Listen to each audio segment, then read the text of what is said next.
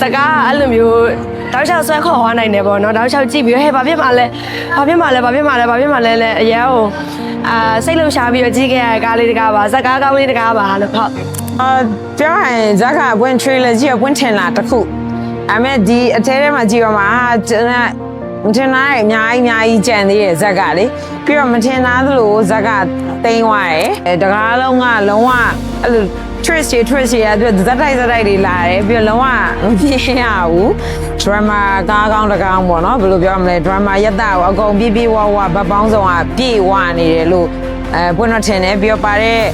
တိတ်ဆောင်တွေအကုန်လုံးကလည်းကိုပါဝင်တဲ့ဟာမှာလုံးဝရော့မနေဘူးတခန်းပါတဲ့သူတွေဆိုလည်းပြည့်ဝတယ်ပြီးတော့ပွင့်တော့ drama ကားတကယ်ဘယ်လိုပြောမလဲပြည့်ဝကြည့်လိုက်ရတယ်လို့ပွင့်တော့ခံစားရဟုတ်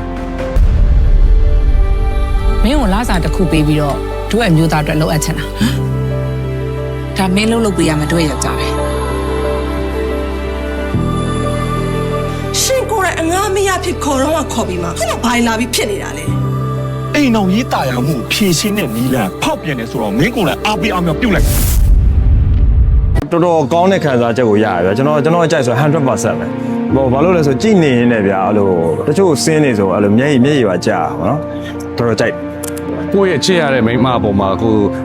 ဆက်ဆံပုံလေးပြောရလို့ရှိရင်တကယ်အခက်ခဲကြုံလာတဲ့ခါကျလို့ရှိရင်ဘလို့ကင်တွေဖြည့်ရှင်းရမလဲဆိုတဲ့ဟာမျိုးလေးတွေကို message လေးပေးသွားတာပေါ့နော်ရတနာဘူနေရာကောမတ်ယူနေရာပြောမယ်ဆိုလို့ရှိရင်ခုနကလို့အပြင်မှာတကယ်ကို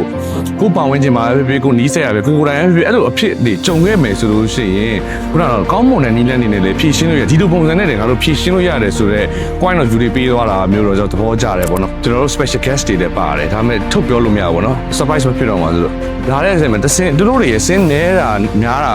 အဓိကမဟုတ်ဘဲနဲ့ပေါ်လာတိုင်းမှာခုနကဇက်ကလေတောက်လျှောက်ကိုတက်သွားပြီးတော့စိတ်ဝင်စားဖို့ကောင်းတဲ့ဟာမျိုးကြီးတစ်ခုဖြစ်တာပေါ့နော်မင်းမလဲဆိုတဲ့လူသားစားတကယ်ကိုရှိတာပါအဲ့ဒီမင်းမလဲတွေကမင်းမညံကိုတုံပြီးယောက်ျားတယောက်ကိုကြံစီအဲ့ဒီယောက်ျားပြက်ကိုဒီကဖန်တီးထားတဲ့သူတွေအားလုံးပေါ့နော်တကယ်ကိုအရန်တော်ကြပါတယ်ဟိုတရုပ်ဆောင်တဲ့သူတွေရောပေါ့နော်တကယ်ကို character ကိုဝင်ပြီးတော့အပိုလိုမရှိဟာကွက်မရှိပဲနဲ့အကောင်းဆုံးတရုပ်ဆောင်နိုင်တယ်ဒီဇက်ကတဖြည်းဖြည်းနဲ့အဲ့လိုတန်ပိုဆွဲတင်သွားတာအဲ့လိုမျက်တောင်မခတ်ပဲကြီးခဲ့ရပြီးတော့တကယ်လဲစိုးနစ်ခဲ့ရတဲ့ကားလေးတကားပါစလဲဆုံးအရင်လည်းကြည့်လို့လည်းကောင်းတယ်ပြီးတော့တချို့စင်းနေစေဟိုအားမလို့အားများတဲ့အဲ့လိုမျိုးပေါ်ပြီးပါဇက်ကအသေးရပြီးတော့ထုတ်ပြောရတဲ့ကြည့်လေ